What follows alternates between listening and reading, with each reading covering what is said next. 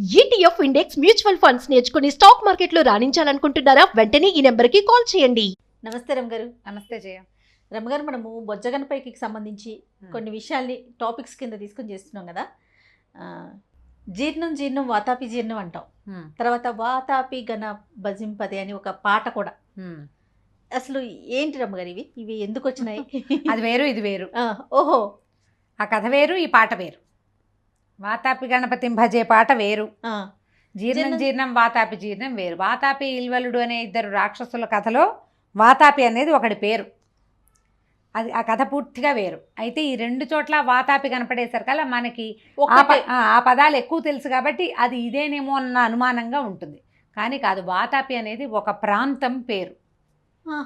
ఒక ప్రాంతం పేరు అది. ఈ ప్రాంతం ఎక్కడుందంటే ఇది కర్ణాటకలో ఉంది వాతాపి. ఇప్పుడు బాదామి అంటారు దాన్ని. అప్పట్లో వాతాపి నగరంగా దాని పేరు ఉండేది. దానికి వాతాపి పేరు ఎందుకు వచ్చింది అనే క్లారిటీ మనకి చరిత్రలో లేదు. కానీ దాన్ని ఇప్పుడు ఈ కాలం తర్వాత కాలంలో దాన్ని బాదామి అనే పేరుతో చెప్తారు. బాదామి కేవ్స్ అని మీరు ఇంటర్నెట్లో సెర్చ్ కనుక చేస్తే బోలెడన్ని గుహలు కనిపిస్తాయి మనకి. ఎన్ని దేవాలయాలు, ఎన్ని విగ్రహాలు ఆ కేవ్స్లో. ఎంత స్కల్ప్చర్ అంటే శిల్పకళకి పెట్టింది పేరు. ఒక శిల్పం కూడా పాడవాలి అక్కడిది ఇప్పటికీ కూడా. పల్లవులు చాళుక్యులు నిర్మించిన కేవ్స్ అవి. ఆ శిల్పాలంతా వాళ్ళు చేసినవి అనమాట. ఇది ఇంచుమించుగా ఇప్పటికి 1400-1500 సంవత్సరాల క్రితం పల్లవరాజైన నరసింహవర్మ అనే ఆయన వాతాపి నగరాన్ని జయించాడు. ఇప్పటి బాదామిని జయించాడు. తన విజయానికి గుర్తుగా ఒక వినాయక స్వామి దేవాలయాన్ని నిర్మించాడు అక్కడ. ఆయనే వాతాపి గణపతి. అయితే ఈ కర్ణాటకలో బాదామిలో నిర్మించబడిన ఈ దేవాలయంలో పెట్టబడినటువంటి విగ్రహం తర్వాత కాలంలో ఇక్కడి నుంచి షిఫ్ట్ చేయబడిందని చెప్తారు.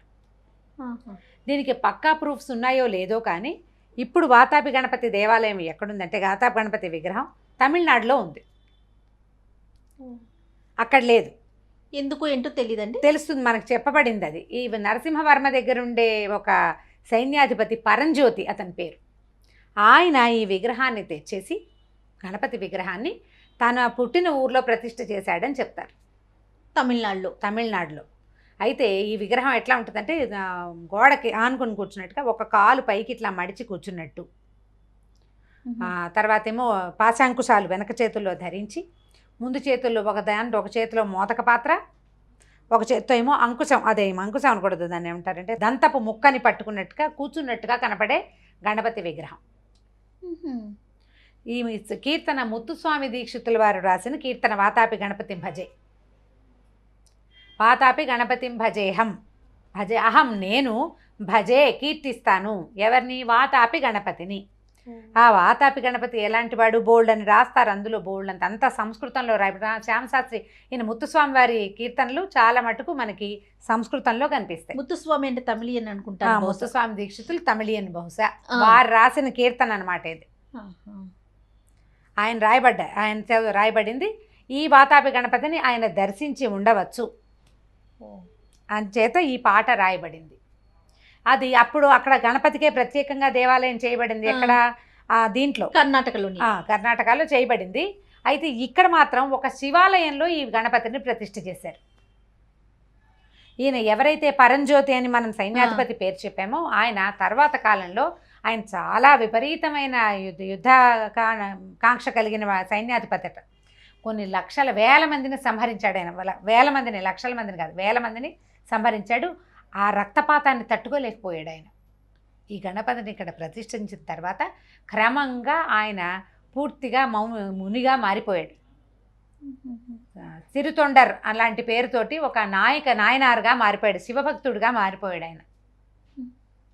ఆ విగ్రహాన్ని పట్టుకొచ్చి పెట్టిన తర్వాతే ఆయనలో అలాంటి మార్పు సంభవించిందని ఆయన చాలా ప్రత్యేకమైన నాయనార్ల కథలు చాలా చెప్పబడతాయి, శివభక్తుల కథలు. మనం ఇక్కడ భక్తులు అని చెప్తాం కదా, ఆళ్వార్లు చెప్తాం. వైష్ణవ సాంప్రదాయంలో మా వైష్ణవ అగ్రేశ్వరులందరినీ అగ్రేసరులైన వాళ్ళని ఆళ్వార్లు అంటాం. ఈ శివభక్త అగ్రేసరులనేమో నాయనార్లు అంటారు.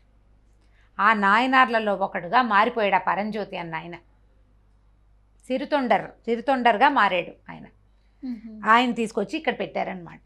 అక్కడున్న ఆ వాతాపి ప్రాంతంలో ఉండటం వల్లే ఆయనకి వాతాపి గణపతి అని పేరు వచ్చింది. కానీ జీర్ణం వాతాపి జీర్ణానికి సంబంధం లేదు. ఓహో, మరి ఇది ఎలా వచ్చింది రమ్మగారు? ఇది ఒక స్టోరీ అన్నారు కదా. అంతే, ఇది దేవాలయము, ఆ ప్రాంతం పేరు అది.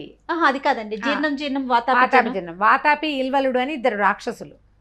వాళ్ళు ఒక అడవిలో నివాసం ఉండి వచ్చేపోయే ఋషులందరికీ మీకు భోజనం పెడతాం రండి అని కూర్చోబెట్టి ఏం చేసేవాళ్ళు, వాతాపేమో మేకగా మారిపోయేవాళ్ళు, ఇల్వలుడు వంట చేసేవాడు, మాంసాహారమే వడ్డిచ్చేవాళ్ళు. ఈ వచ్చిన వాళ్ళు ఆ భోజనం చేశాక వాతాపి రా అని పిలిచేవాడు వాళ్ళ అన్నయ్య. ఇల్వలుడు పిలిస్తే పొట్టలు చీల్చుకుని బయటకు వచ్చేసేవాడు. వాడు మేక రూపంలో శరీరంలో ప్రవేశించాడు కదా, బయటకు వచ్చేస్తే ఆ చనిపోయిన ఋషిని వీళ్ళు తినేసేవాళ్ళు. అట్లా ఆ అరణ్యంలోకి వచ్చిన వాళ్ళందరినీ తింటూ ఉండేవాడు. అగస్త్యుడు అక్కడికి వచ్చాడు, మహాముని వస్తే ఆయన తినేసి ఆహారాన్ని జీర్ణం వాతాపి జీర్ణం అని తన పొట్ట మీద చేయబెట్టుకుని దాన్ని జీర్ణం చేసేసాడు ఆ మేకని. ఆయన గ్రహించి ఆయనకు తెలిసి, అందుకని ఇలా చెప్తారన్నమాట పిల్లలకి పొట్ట మీద రాస్తూ, ఏనుగు తిన్న మెలగపండు జీర్ణం, గుర్రం తిన్న గుగ్గిలి జీర్ణం, పాపాయి తాగిన పాలు జీర్ణం అని చెప్తారు. వాతాపిలు అంటే అంతే భయంకరమైన రాక్షసుని ఆహారంగా తీసుకుని కూడా ఒక పొట్టిగా సామాన్యంగా ఉండే రుచి దాన్ని చేయగలిగాడు, దాన్ని జీర్ణించుకోగలిగినట్టుగా పిల్లలు కూడా జీర్ణం కావాలని ఇది వాడుకుంటారనమాట. వాతాపి అనే ఒక రాక్షసుడి పేరు. ఇది ప్రాంతపు నామధేయం అవడం వల్ల అలా మనకి కనిపిస్తుంది. ఓహో, అది అద్భుతమైన కీర్తన. సంగీతం కాస్త గట్టిగా నేర్చుకుని కీర్తనలోకి వచ్చిన ప్రతి వాళ్ళు నేర్చుకుంటారు. హంసధ్వని రాగంలో చాలా అద్భుతంగా చెప్పబడుతుంది. గణపతి యొక్క పూర్తి స్వరూపాన్ని మూలాధార చక్రంలో ఉన్నాడని, తర్వాత ఏమో పరాది చత్వారి అంటే వాక్కులు 4 రకాలు, పరా పశ్యంతి మధ్యమ వైఖరి అని. ఆ 4 వాక్కులు ఆయనే, అంటే ఈ వాగ్వైఖరులని సత్యస్వరూపం గణపతేనని చెప్తారు.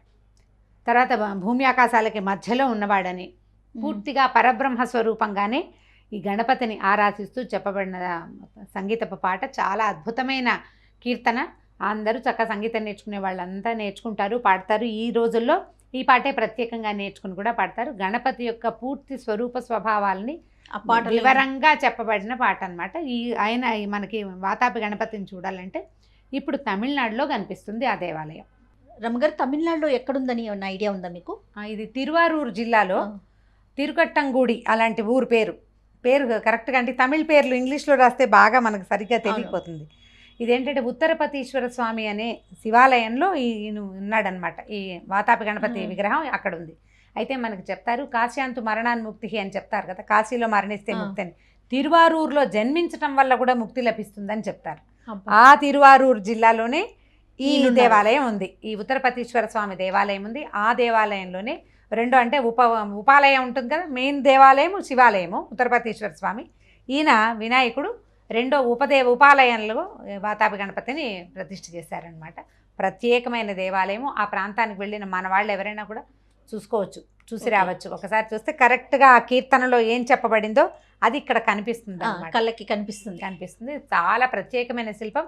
దాదాపుగా ఇప్పటికీ 1460 సంవత్సరాలు 70 సంవత్సరాల నాటి పురాతనమైనటువంటి విగ్రహం. ఖచ్చితంగా దర్శించాలి. అలానే రమ్మగారు, థ్యాంక్ యూ సో మచ్. నమస్తే. నమస్తే జయం.